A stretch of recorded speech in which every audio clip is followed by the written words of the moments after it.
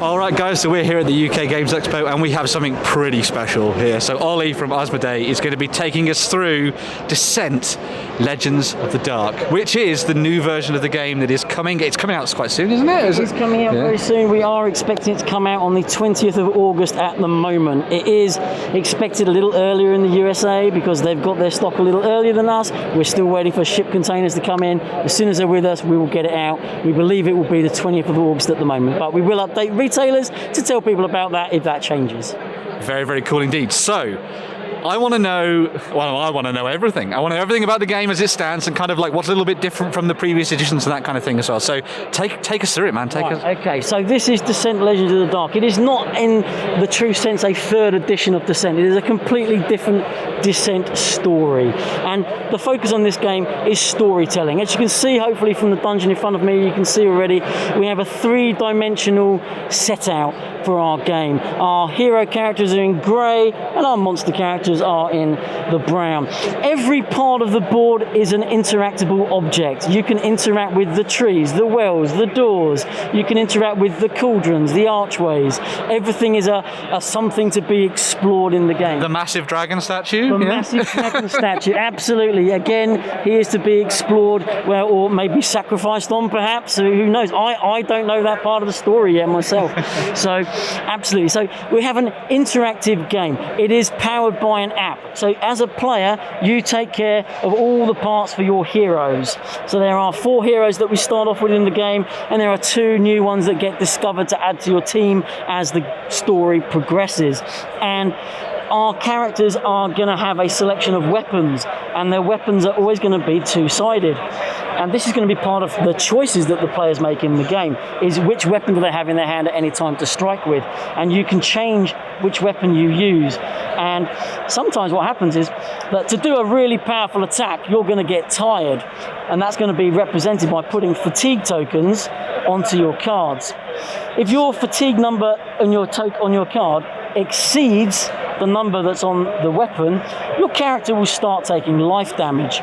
So you don't want to get to that point. And to clear the fatigue, you have to do a ready action. And when you're ready, you have to switch to your other weapon.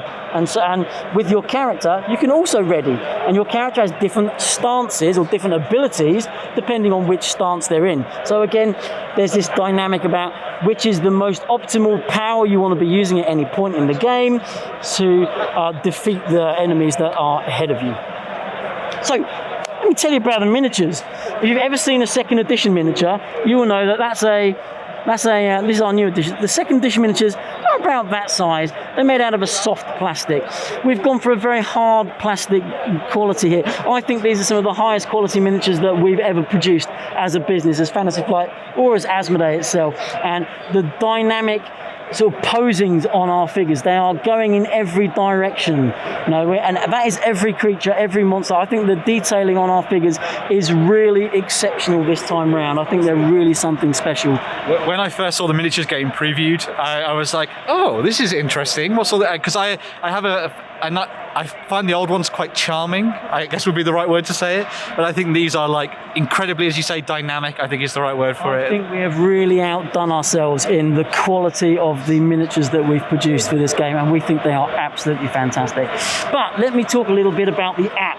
I do have a version of the app. Unfortunately, it's not going to show very well for your video, so I think we'll move on to that bit. But the app covers all the parts of the game that, and typically, if this is a role-play game, that the Dungeon Master would cover. It determines whether you hit, whether you go left or whether you go right. It tells you how to set the board up as you set it up. It gives you the narrative of the game. It also has a save point. So at any point of the game, you can just save and log out, and it will remember your status when you go back to the game.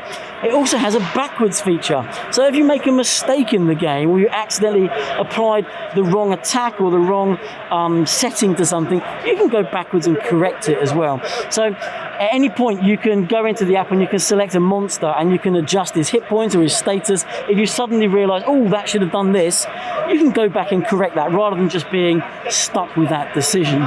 So the backwards feature we think is going to be very popular. You can have multiple saves on the games. And the character path that they develop, and I don't want to ruin the story, but at various points in the game, your characters have to be given a choice about how they develop themselves as a person. And you know when those points are. They're not going to surprise you. We're not going to surprise you by, you did that, but you didn't know that that was important. We're always going to say, this is a choice point for this character. And then we're going to give it a little bit of a dialogue and like an option. So is this character going to be on a quest for vengeance, or is he going to be on a quest for his own independence? And it will say what type of action this is, and it will record them. And again, you can go back and look at your character sheet and you can see how many or which types of choices your character has made throughout the game. And that's not everything. You might And that's not it. You might get gold, you might find herbs, you might find some strips of leather. Again, as you find loot and things throughout the game records all this for you. So you don't have to write it on a piece of paper, you don't have to remember it when you turn the app off, it's all there. And then when you go back to town, you will have an option to craft or to sell items. You can sell items, you can craft extra items for yourself. You can craft potions as you discover recipes for them. You can upgrade your weapons to even cooler weapons as well. And once you've got a potion, you've got it. It's not something, again, it's not something you have to remember or tell the app, I've used this potion. The next mission that comes along, you will have that potion as an option to bring along with you again. So you don't have to keep rebuilding them.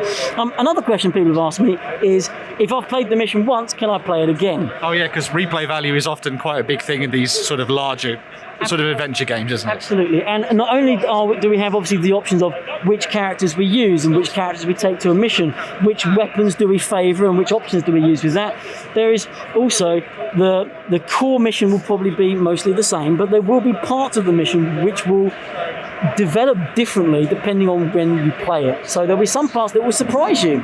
So if you've played the game before and then you play it with a different group of friends, there will be bits where you go, oh, I didn't expect that, because that's different, because we have changed some of those bits, again, to add that extra replayability factor to the game.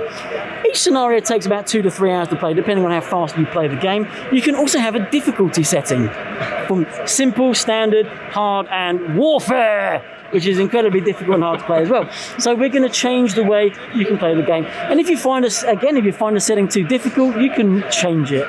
If you're halfway through a campaign and you can just change it, you make it harder, you can make it less harder. So again, we're trying to add a lot of variety to the way that you play this game and how you interact with it. What have we not covered? There is a lot of this game already. One thing I want to ask you, right? So obviously when it comes to these kind of games, people gravitate towards certain characters that they really like. Yep. Do you have a favourite? I do have a favourite at the moment, actually, and it wasn't what I thought it would be, but at the moment my favourite is Varix, and Varix is our dragon hybrid, which is this guy here with the long spear. Currently he's my favourite. I think he's mysterious, he's obviously got a backstory, he was part of a dragon culture, but I believe he's been outcast. I'm not really sure myself what's happened, but I think he's an outcast, and how he's still trying to do the right thing and how he looks after his people, I think is going to be interesting. I'm looking forward to seeing how his story develops myself. I was really hoping that you were actually going to say him, because he's my favourite as well. That's great. I think he looks very cool. Did I also tell you that certain monsters might have weaknesses in the game? I mean, a bandit might be particularly susceptible to being shot with an arrow. And again, as you uncover these things, the app will tell you, oh, this guy really didn't like that sort of attack. He's weak to that sort of thing. And is that developed dynamically as you play? So sometimes a bandit won't be weak to it, and then sometimes they will be, kind of thing, or? I don't know. I've not tried that. I think they might be the same. But as the game develops, a bandit might not be a bandit. He might be a bandit skulker. So you might first encounter a bandit. You then might encounter the bandit skulker, and he'll be a different type of bandit in the game.